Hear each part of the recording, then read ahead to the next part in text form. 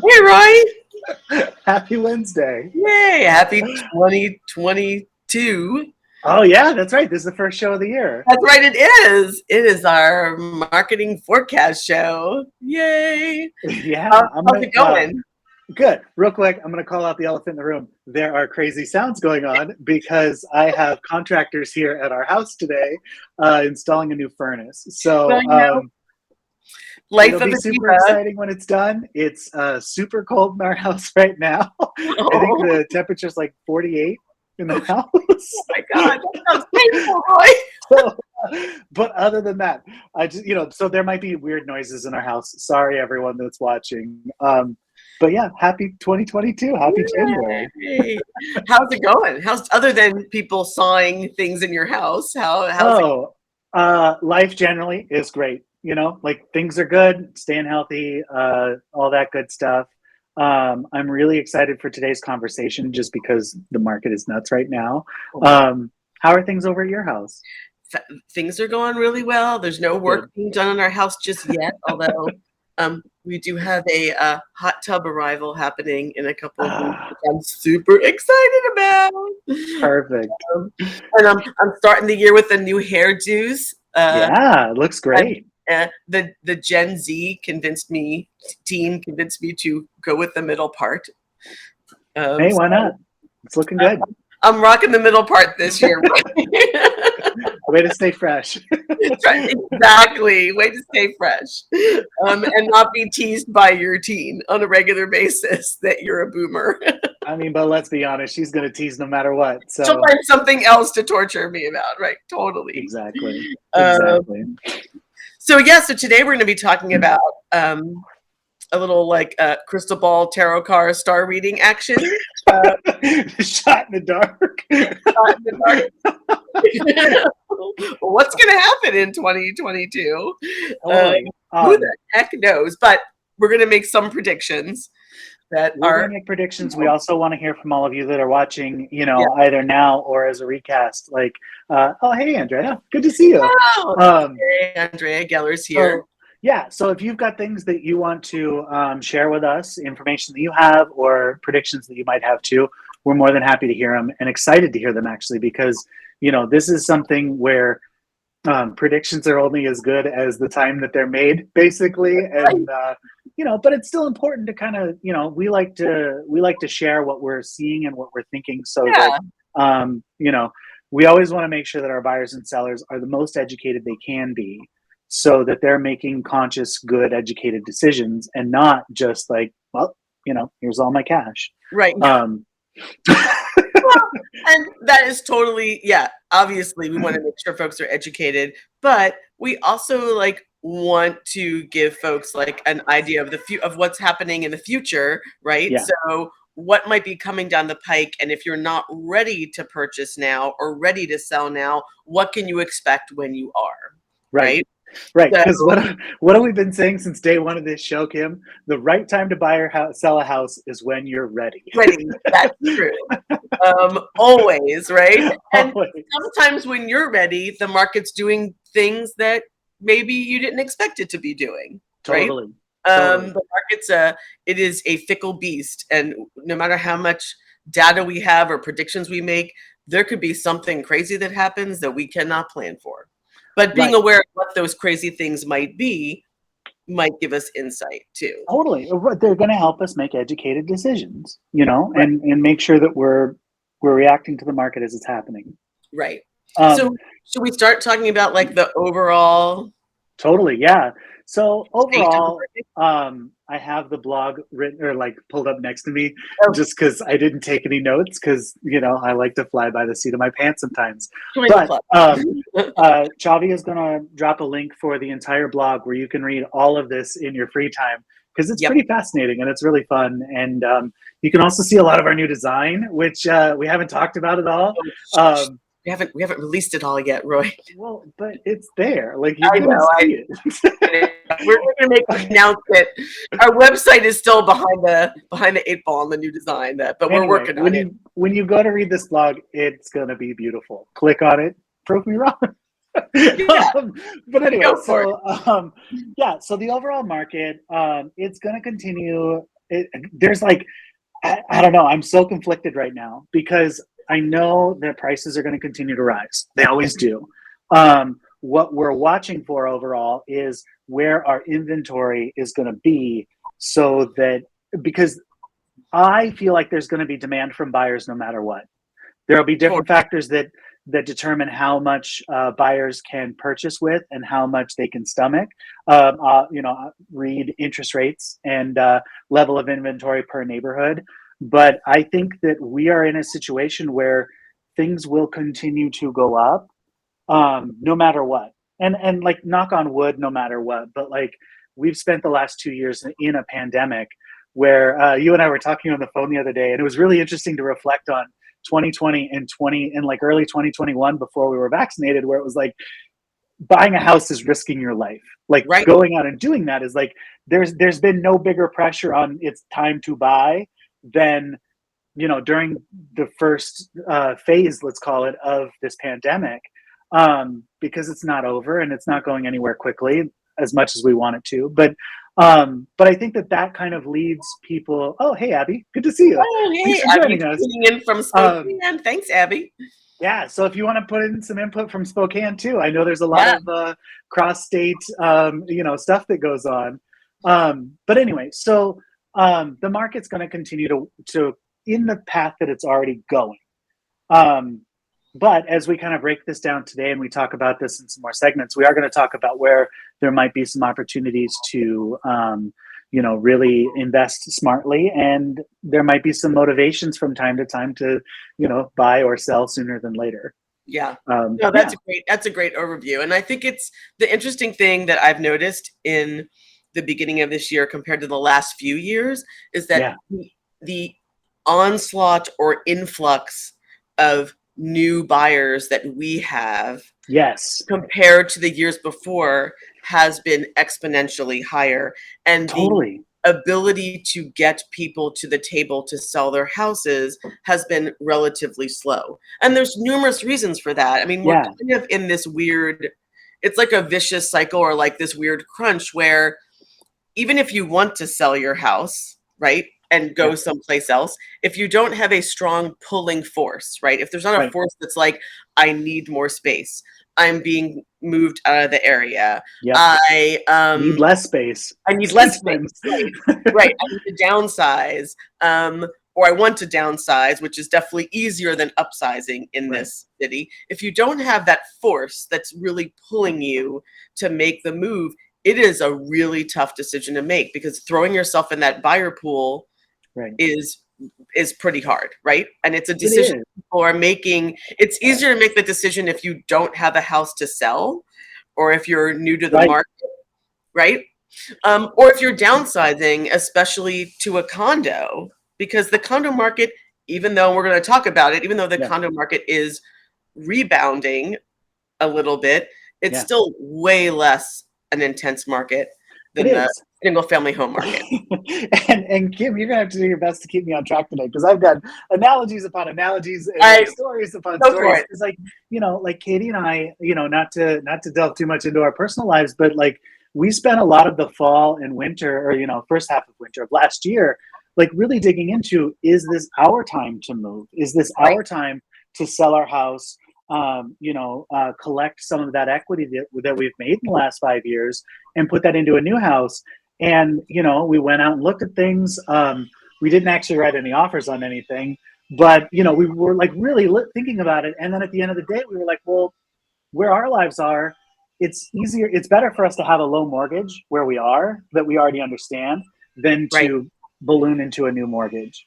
And I think that a lot of buyers that already own are in that same situation. What they're seeing on the market and how they have to compete to win what's on the market is keeping them from making that jump. Right. No, you're so true. And I mean, I think Chavi and I are in the same position, that we constantly talk about, is it time to sell? And we're like, sure, we'd love to sell, but we're not at the point where we can completely downsize into a condo because we have 4 pets and a teen, right? So to downsize into a smaller house is almost impossible, because I think we did a search of all the houses in Southeast Seattle the other day, and there was 11. Yeah, Out of like we did the same I thing. was like, Yeah, you and I and Chavi were on a marketing or not a marketing, but a like forecasting right, video right, webinar. And I was looking at West Seattle and there were 19 that right, weren't like waterfront. right, Um, right. I but mean, right, 11 houses that were in some vein of possibility that I'd want to buy, like not like a tiny little townhouse or a one right, bedroom house or like a $2 million waterfront property, right? So, I mean, that's the problem. There's just not a lot to buy, and if you can't buy something, you can't move. So, I mean, you can't put right. your house on the market. So there we have this constant It's crunch, right? what is that game? Why does that make me think of a game where you're standing on one square and you have to move to the next? I mean, it's kind of like running bases in baseball. Like you can't proceed to second base. Like if somebody's already on second base, Right, if right. there's no base to go to. I was kind of thinking more Twister when you said that. Ah, Twister's a good one too, though. Like if there's no blue squares, Right, you're stuck. Like you're out. right. You're right. Um, So this is why we have, and we're not building fast enough no, to make and new we won't. inventory because labor shortages, supply chain shortages, increase in material cost. I Zoning, mean, what? zoning. Zoning, right, right, right. The price of even land has gone up so much. I saw a house on the market the other day that was like an $800,000 tear down on a corner in like, I don't know. I'm not going to say where it was because I don't want to, but Yeah, we don't want to razz anybody directly, but wow, $800,000 for a tear down. yeah, Like the amount of money it would cost for a builder to buy that house and then put up, even if they're putting up 4 houses on it, the cost of labor and materials means that anyone who's buying a townhouse in that property is right. probably going to be paying North of $1 million. right north of $1 million, right? Yeah, So it's like once again, we're stuck in all categories. So right. I think you're right. We're going to deal with this push out probably to the burbs a little bit more like we saw Totally. last year. Totally. Well, and that's a really interesting thing too. Because I have a hard time like digging super into numbers. I went to art school. I did not go to I took the one math class I needed to. But like where we are seeing the largest amount of like percentage growth is in everything around Seattle and Yep, Bellevue. yep, you're right. And like County, and it's yeah. and it's wild. Like I'm touring clients down here in my neighborhood and I'm seeing business cards from all over the region. Like Oh, I'm seeing Issaquah agents, Woodinville agents, and like Bothell agents, and then even like, out in like Auburn and stuff, which is kind of interesting because like, yeah, we can buy and sell anywhere, but like we all get kind of tight into where we know. But when there's nothing to buy, clients are looking everywhere. oh You yeah, know, totally. I mean, yeah, I mean, there's definitely a huge push to get, if you want a house and you want something affordable, to go further away, right? Especially in a market where, right, let's be honest, we're not going back to old school the way we used to um, go to work or work in right, our companies the way we right. did in 2019. I mean, that's just not going to happen. No, Um, no. I think Everyone is some people will changing. be I pulled mean, into. Some people will be pulled into going back downtown, sure, but I if don't. you work in a Our more region can't conservative handle it. company, yeah, Like, they are right. I mean, we were talking to folks who work at REI, and mhm. I mean, they sold that big campus, made money off it, and now they're mostly working in like WeWork pods, right? Oh So yeah, they don't even have a main office. right, Um, so, and maybe that's not the perfect solution, but it's certainly like a path that other companies might choose to take, right? right. So I think there's definitely a switch in how we think about work and going to work, which will drive people to think less about I need to be on a light rail path or on a biking path to my office. Yeah. Well, because a lot of times people are thinking about that for resale value. But when you're in a market where everything seems to be expensive, like Right. it's less of a consideration. And what's really interesting is I was actually standing in a condo this morning talking to clients that are looking to downsize from a townhouse to a condo. and I won't give away too much information because we're not Right. allowed to. But anyway, so like they're there, and I want to transition to talking about condos because I think we talked about single family homes quite a bit. Unless there was something else you want to say, Oh, yeah, yeah, I'll go pause finish my it. There's story. a couple more things I wanted to say Okay, about okay, this. time out. I'll pause on my story. You do. Let's Oh, talk okay, about single all right. family homes. So the other thing I wanted to just mention about single family homes is what's happening with like the financing. So Yeah, there's been some financing changes. We all know the interest rates have gone up from like, the low of below 3% in 2020 to now below dirt. below, right, below dirt to now like, mid dirt, right? So Right, we've seen almost a whole percent increase in rates over the course of a year and a half. right. And the prediction that we might not hit 4% in rates, I'm feeling. Last year, I was feeling pretty much like, yeah, we're probably not going to go that high. I'm not Yeah, feeling that way anymore. I feel like we could yeah, easily hit 4% sometime in the next, 6 months. And the Fed's already announced that they're not raising rates today, but they're definitely right. doing it soon. Well, Um, and the other thing with that too, and to agree with you and add another level, what the Fed does is only half of it because oh, it you're right. also depends on what the actual lenders are Yeah, doing. And if they're seeing, it's kind of like gas prices. Like the gas station doesn't raise the price because they're told to. They exactly. raise the price because they see what's coming and they want to optimize on the market. So, and then those prices take forever to come back down. But I Totally. think I think I agree. I did not agree a month ago, but I agree now that like we're gonna see four, but I think we're gonna see it kind of bounce up and come down a little bit, and bounce up and Yeah, come down a little bit, definitely. um, which is just gonna add to the wildness of our market. But Right. And yeah, the other two things I think could impact our market, especially maybe localized in Seattle in yeah, particular, is one, I mean, I've been in this business for a long time. At this point, so have you, Roy. We've been through a lot of cycles. yeah, It, the general belief is whenever we hit like a major election cycle, yeah, it feels like a potentially volatile election cycle that could impact the market, at least for that short time period. yeah, And this is a midterm election year. It could be a little bit of a volatile election year. So there's a possibility that could impact the market closer to like the, August, September timeframe. So we'll just yeah, have to see what happens. I mean, that's a very like, throw the coin and see, but it's definitely an indicator that I always watch because the yeah. past few years I've noticed it has an impact on our market. I agree. And what I was just thinking in my head, sorry for all the like No, like no, hemming and no, go hawing for over it. here. But like we used to talk about there being a deal season and how like in August there's a deal season because all the realtors go on vacation. And and like Thanksgiving to Christmas is deal season because they're like all the buyers want to, hang out with their families and get stuck in the snow and all that stuff. But that deal season thing is kind of going away, Yeah, and I feel like the volatility of the market that we're going to see is going to be completely driven by sellers. And I think that agents that are talking to their sellers that are saying August is a terrible time to list. They don't list in August, and then what do you know? It's a time for buyers to go out and get things.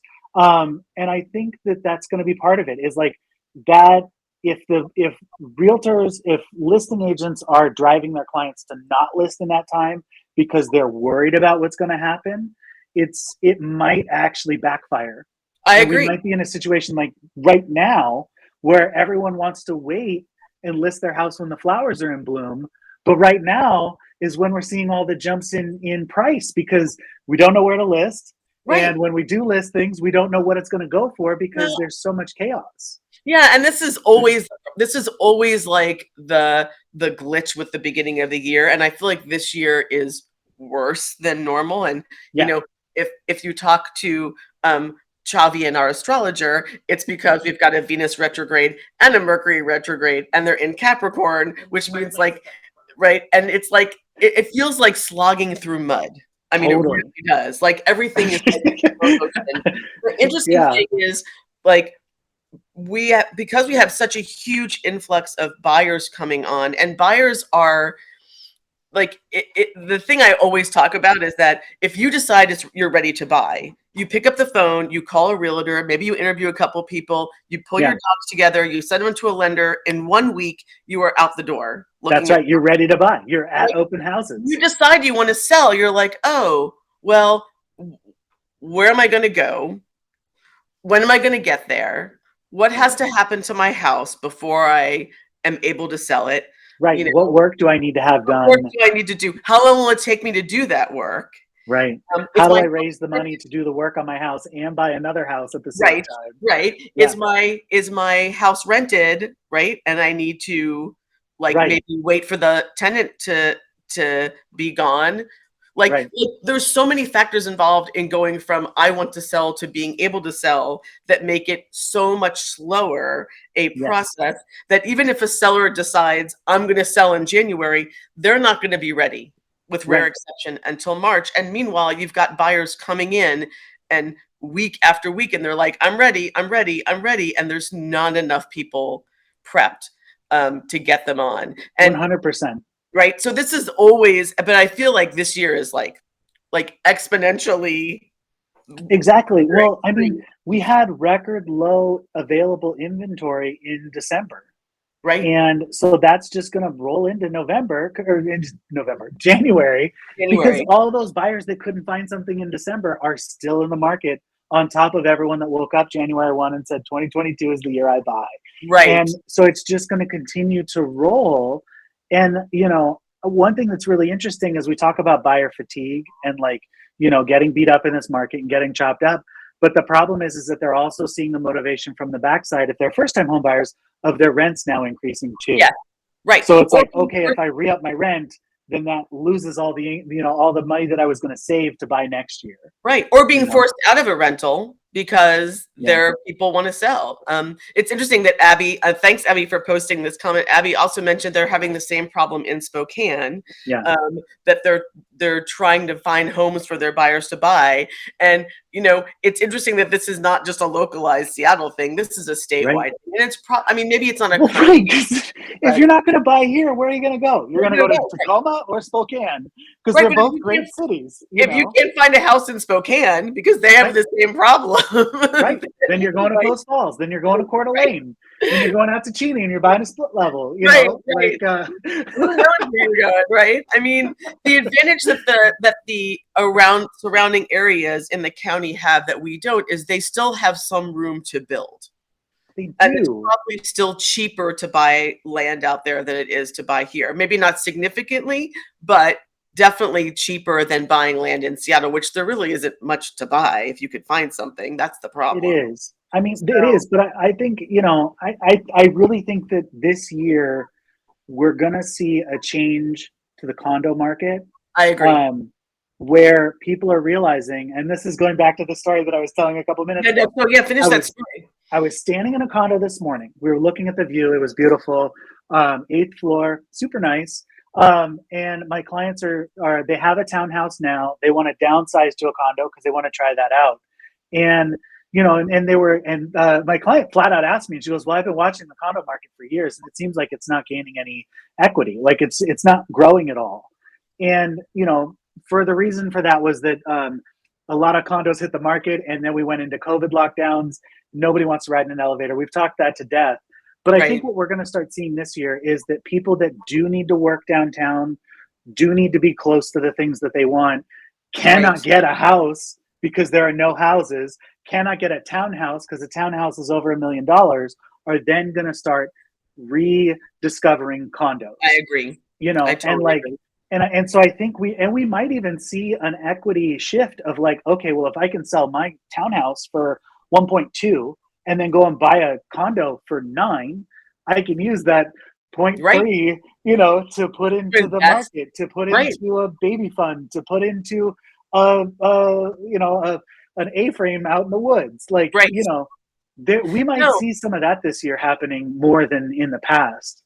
I Um, totally agree. I mean, I've already seen, I mean, we have a condo listing, and so I've been watching the market, and I've yeah, already seen the turnover in properties that were listed. I mean, there's the inventory has been slowly dropping, right? Yeah, totally. The market. So, and I've seen condos between December and the beginning of the year that were on the market for like 60, 70, 100 days. All Right. of them go pending, Right. right? So we're entering the year with way lower inventory than we entered the year last year. Yeah, a lot of that inventory gets snapped up because people are realizing like, oh no, this isn't perfect, but it's Right. available and it can be mine today and I can get to work on it. Right. You And know, even though your clients are correct, we have not seen a huge increase in the market. That's because the increase that we gained in 2019, we lost right. in 2020. But in Yep, reality, we did gain. The condo market did increase last year. right. Not by a ton, not enough to make up for the loss of 2020, but it did Right. increase. So we are seeing a stable and slow increase in that market. And we've always talked about the fact that the condo market is more volatile and it's more subject to Right. like shifts and changes in not just demand and rates, but also in like mindset, right? Yeah. I keep thinking about like, it's really tough to sell a condo without a parking spot downtown. But like who wants a condo without a parking spot? Somebody who's been driving in from Sumner to go to work every day, that is just tired of it and like wants Right. to live downtown now. Or someone who even driving in from White Center, like, I left an hour before my appointment just to make sure I didn't get caught by the bridge. And I got to have a nice cup of coffee downtown. But like it's a real thing where if you have Yeah. to be downtown, you're gonna want a condo. Yeah. I mean, And why I'll be not? honest, if we didn't have four pets, I would trade this house for a condo any day. Totally, Unless it was two bedrooms so the teen had a place to live. Like, totally. but there's not many condo buildings who want to deal with two dogs and two cats. No, That's the problem. The pets are right. always the deciding factor. But I mean, I could easily see us downsizing to a condo, and I think we're not the only people thinking. I would be willing to do that if Right. X, Y, or Z, right? It's those if X, Y, or Z that it Well, hasn't changed or can't change that fast that's and preventing. X, Y, and Z, I mean, changing a pet limit is pretty easy. Like that's a vote of the HOA. You No, I'm know. personally making that change. Oh, right, right. Right? I'm not going to give away my cat to move into or my dogs to move into a condo. Oh man, that makes me think of rentals. Back when I used to work in rentals, and it Oh my was like god, right? so hard because pet rents were a thing, and like, or they still are, and just like, and like honestly, that's what the buying market is starting to feel like. Like when I used to work in rentals, and I know, and it's still kind of the same way. You had to be the first person in the door. You had to be the first person in the door, the first person to apply, and now you have to be the first person in the door with an offer in hand, in order to even be considered like for purchase, even if there's an offer review date, Right, because if they get enough offers early, they'll just move the offer review date. right. True. So Yeah. Yeah. yeah, So renting is not, and that's why I think we're going to see a lot of more young millennials hop into the market, and they're probably going to. I mean, they're we're probably going we're we're not going to see young millennials in the market, Kim. Millennials are 30 years old now. Like the youngest millennials are 30 to. years old Boy, now. I didn't mean 15-year-olds. I know, but All like just to as a millennial, as a geriatric millennial, as they like to call geriatric us, millennial. Oh my god. we're all, Are you hey, Chris is here. 35, Hey, right? Chris. Like it's just the reality of it is millennials are well into their buying years. If Right. they can find something to buy, Right. if they can, convince a boomer to bounce from their house into, Well, something right. smaller. What I was Um, going to say is that a lot of millennials will be bouncing possibly into the market, but they were probably going to go for not. They're probably going to be the folks that go for the urban townhouse and totally. the condo, That's right? that's what's affordable, Right. like a two-bedroom house in my neighborhood, it feels like they all go for like nearly 7 right now, and a two-bedroom condo downtown, if you're not picking the very nicest one, 600, Right. 400, 500,000. Like, it's just, if they allow dogs, because everyone has a dog now, Right. like if you can make that leap and become a homeowner and get out of the rental thing, that is still a good option. Right. you Right. know? And I have been having huge conversations with our new buyers about, look, I know you want a house with a yard and that is the dream, but if you can't afford a house with a yard without moving to Kent, and Kent is not where you want to live because your Right. life and your office and everything you do is in Seattle, go for the condo. It's a good Yeah, starter. It's a good place to start.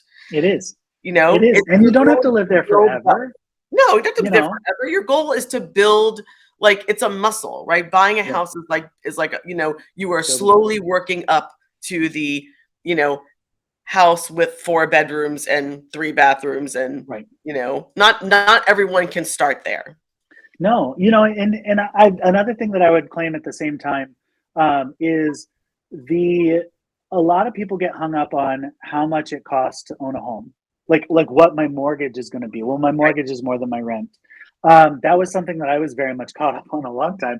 But I had stupid cheap rent, and like it's only just this year, after owning a house for 5 years, that through reinvestment and refinancing, that Katie and I have gotten our mortgage down to what we were both paying separately for studio apartments on Capitol Hill 5 years ago. Right. So your 5 years mortgage is ago. going to be more expensive than your apartment. Yeah, It I tell has that to to be. everyone. Yeah. Like, and you're going to have dues that are factored in there too. But the difference is that you're paying yourself rent instead of Right. paying a landlord rent. And at the end of the day, if you need to sell it, you can sell it and collect some money from that Right. instead of just being out with nothing to Right. move And to another let's city. not forget, at least for now, you still get some tax benefits from being a That's homeowner, true. right? That's You true. don't get from being a renter.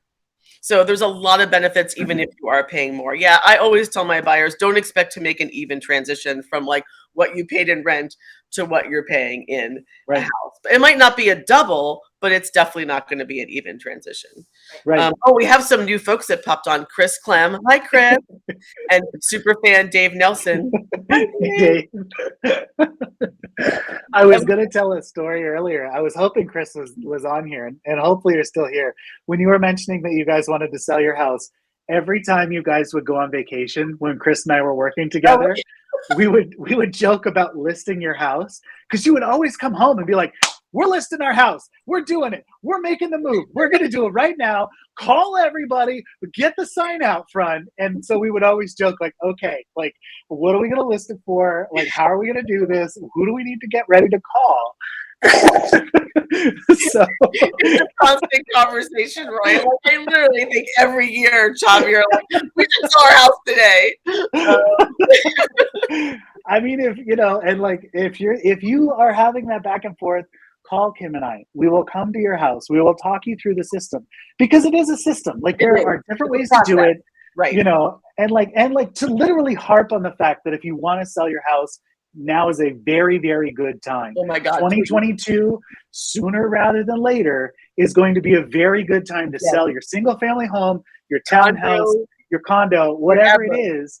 And it is scary. It's big and it's scary. But That's the what we're here system. for, Roy, to help you Exactly. think big and scary, right? That's exactly right. Yeah, That's what we're here and for. that's what we do. Like, we Yeah. help you figure it out. If you want to sell a house in the next month or two, please call us, because Call we are now, like, call we are ready. immediately, because God, I feel like we're dialing for dollars. I feel like we're running a telethon right now. That Oh, was yeah. not the intention.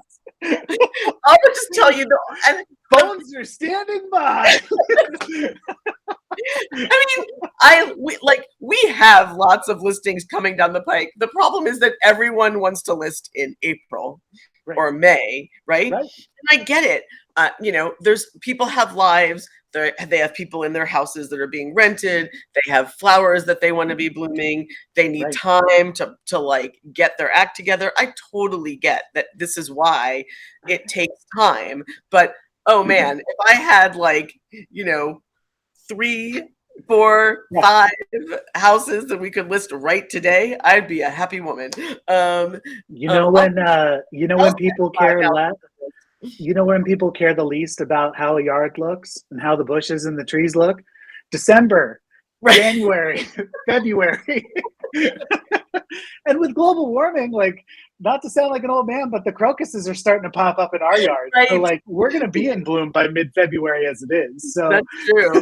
Yeah, like, right. Nobody cares about a yard and, they don't. I mean, they care about the size, but they don't care that the moss is there, and they don't care that it's, slippery and muddy. Like, that's that's what it is. reality, right? It's Yeah, Seattle. It's raining. Every place is slippery and muddy. right. Um, And in the summer, your grass is going to be dead but because because you shouldn't be watering it. But anyway. oh my God. Okay, the one thing I also wanted to bring up, which before Please. we talk about prices, Yeah. is to go back to the conversation about mortgages. um, there are some new rules that are coming down the pike that are going to increase fees for high balance loans. So that means if you're Yeah. not putting down 20% and you're getting a loan between like 640 and 890, you're probably going to wind up Right. paying almost a 1% fee on So that. that's basically any house 5% down at 700,000 Yep. or more. Yes. Maybe even 10% down. Again, math is not my thing. I'm Right. sorry, Right. everyone. But like, Yeah. you know, So it's going to be really important that you have a loan person, a loan officer, or a loan consultant that you work with who is creative and knows how to mhm, work with you on what's the best option for you mhm. to get to work past the fact that this is now the scenario that you might be in. I do know some of our loan folks we've talked to are now doing 10 loans again. Oh wow. So granted, those fees are higher, but they still might be lower than Yeah. paying this extra fee on a high balance loan. So I wonder, because when I bought my house, the mortgage insurance was astronomical, oh and I had to pay it because I didn't have enough money to put 20% down. I put like seven right, and a half percent down, and had to like refi out of the mortgage insurance. But I wonder what the fee is versus the mortgage insurance, or like how that overall is gonna.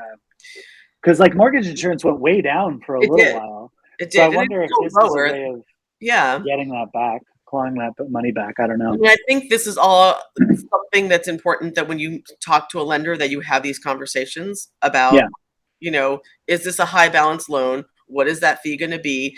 Is there a way around this? Right. That fee. Right. And that's part of what we always talk about with our clients is like, when you're getting ready to buy, and we're not just talking about the purchase price, but also that monthly payment and what does that look like for you. And Right. that's where interest rates do the most damage. And a lot of people don't think about that from the outside, but an interest rate going from 3.5 to 4 could be the difference in purchase price of 7 to 625. Right. If you're trying to keep the same payment.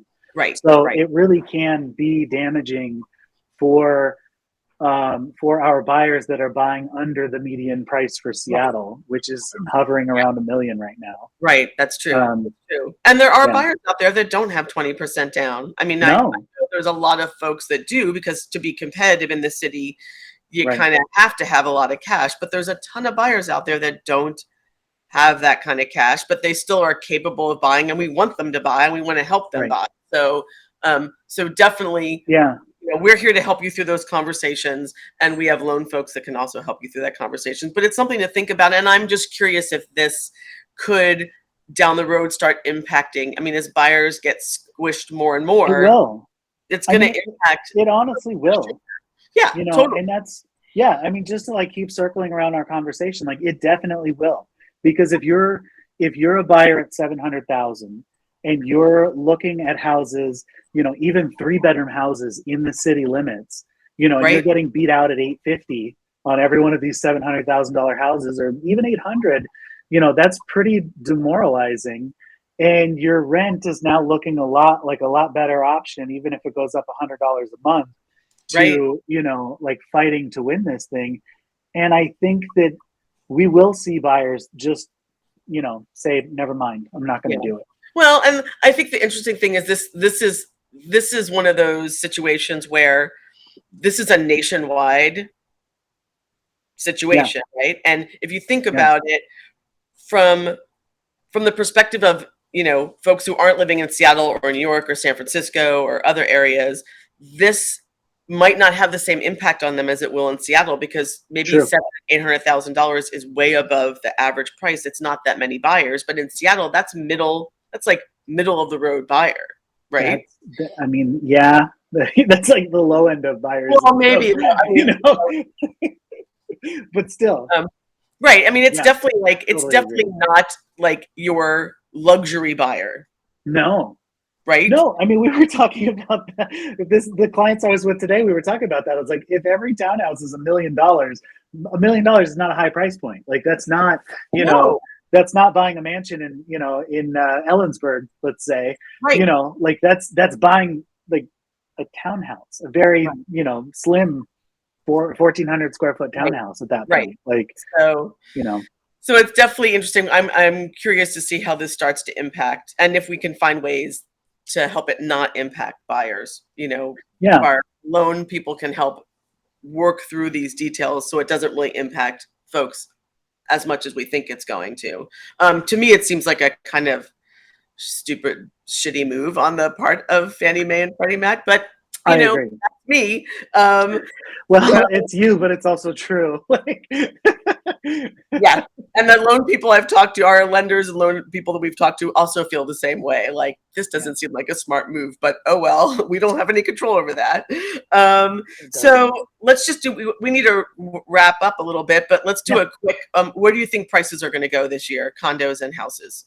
I think it's all going to keep going up. Like, I think it's all going to keep going up, and I think it's going to be way less predictable than it was last year. Like, and it could be seasonal too. I'm feeling a little jaded as I'm like trying to work with buyers right now, because one of the things that I always like to do is I like to do a market report for the neighborhood they're buying in, for each buyer on each house, and it Right. takes a lot of time. But it's like figuring out, like, okay, in the last, right now I'm doing 30 days because I don't want to extend too far back, but it's like in the last 30 days, all of these 3 bedroom houses that are kind of similar but not really to this are selling for X price. Right. And they're like, great, that's what we can afford. Let's write an offer at that. And then they're getting completely blown out. And like these times of hyper low inventory, and let's say the demand rate. So these times where we have way more buyers than we have actual listings to sell, we have super Right. high demand, really fluctuate and spike that price They up do. in an artificial way, that if we're not, I mean, like, and it's hard to counteract that, so that that doesn't just become what it is, No, I you know? agree. I agree. And I like, yeah, do feel I go do ahead. feel we have a lot of market forces that didn't happen last year that are going to impact prices. In Seattle, we saw prices go up like 8.5% last year. Right. I kind of feel like they might not go up that high this year, just because there's so many forces squeezing on buyers that at some point they're just not going to Yeah. be able to pay much higher than 5-7% over where they were last year, between Yeah. extra fees and raising interest rates. I mean, at some point we're going to hit a little bit of a wall, right? I agree. And I'm gonna just say I'm short-minded, because I am, like, because I've been doing this since 2014. It's always been a high year, except for like Right, the right. fall of 2018, when we did hit a wall, We and it did, did right? recess a tiny amount and then sprung right back again. But I'm gonna say, like, it's really hard to see how that actually happens and actually works to the benefit of anybody involved. Like the benefit, because like all I ever hear from people my age is, I'm waiting for the next recession. I'm waiting for the market to just bottom out, and then I'm gonna come in and buy all the houses. Which, spoiler alert, it's not going to happen. Anyone that can get a loan right now is hyper qualified. They're not getting wild, balloon payment loans. And everybody that No owns doc a house loans, has super high right? equity in their house. Right, right. There's no So zero down, no doc loans in the world anymore for right. recession 2008 So to happen, So I right? think, like, yeah, like if we have one house available and there are 25 buyers, and then all of a sudden, multiples of 5, all of a sudden interest rates go down, go up, and there's new fees to pay, and inflation goes up. That's still 10 buyers per house, like True, that's true. Right, right, right. No, I get your point, but I do feel like we are not going to see quite as crazy an increase. It might spike, but I think it will. I think we'll see like it always does that. It spikes and then it kind of bounces, around a little bit. Yeah. So I mean, and I also think we're going to see a higher rise in condo prices this year than we saw last year, and that maybe a higher rise in condo prices than in single family home prices.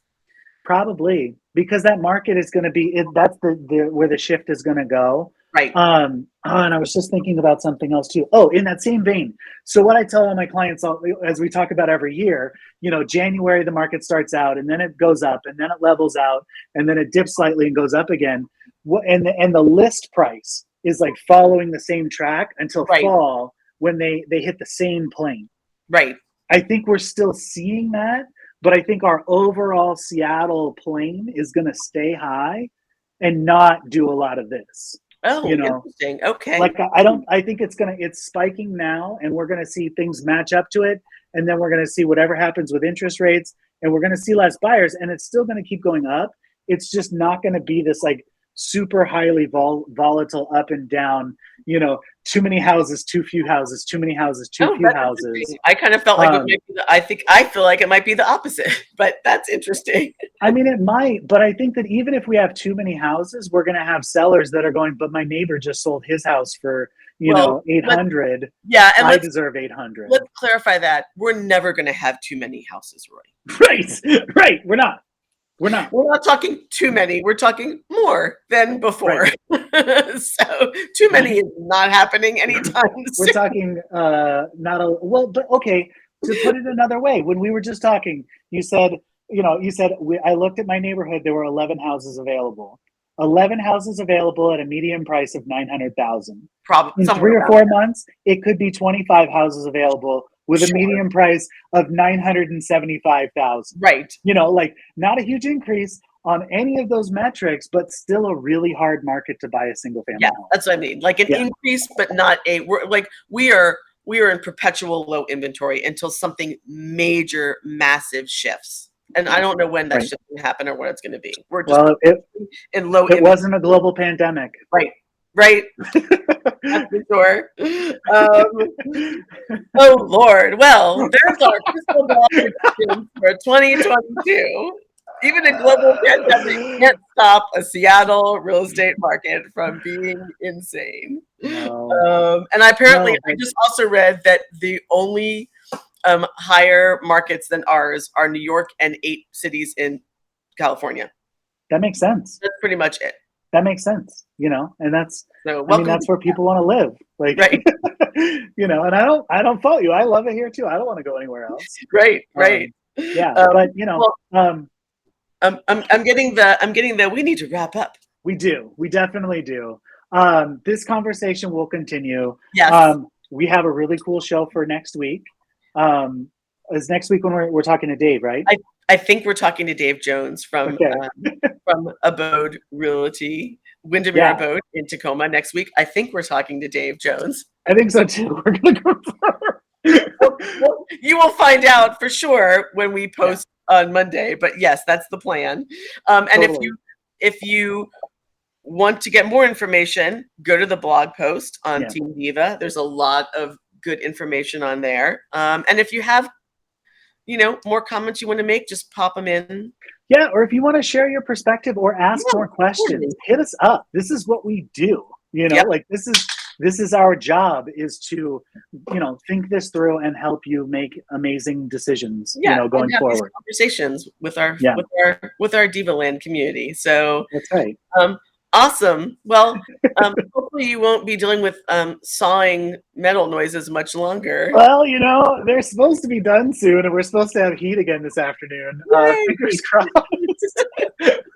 Crossing my fingers for you, Roy, that you get some heat, because it is not warm out there. Awesome. You always come over to Shea Diva and warm your bones. I might take you up on that. We'll see how the rest of the day goes. But I hope you have a good one over there at the house, and we'll see you next week, everybody. Bye, folks. Ciao for now.